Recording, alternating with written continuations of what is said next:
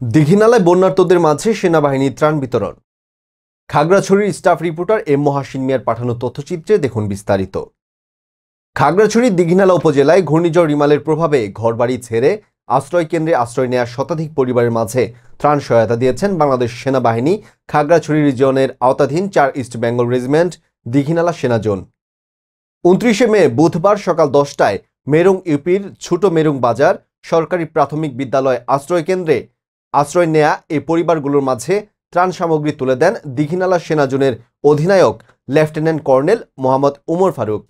এ সময় সাথে ছিলেন জুন adjutant captain M A Momen Shihab, Merung UP chairman Mahmuda Begum Lucky, UP সদস্য মোহাম্মদ হেলাল উদ্দিন প্রমুখ। ত্রাণ সামগ্রীর মধ্যে ছিল চাল, ডাল, তেল, আটা, চিনি, লবণ, চা পাতা, বিস্কুট ইত্যাদি।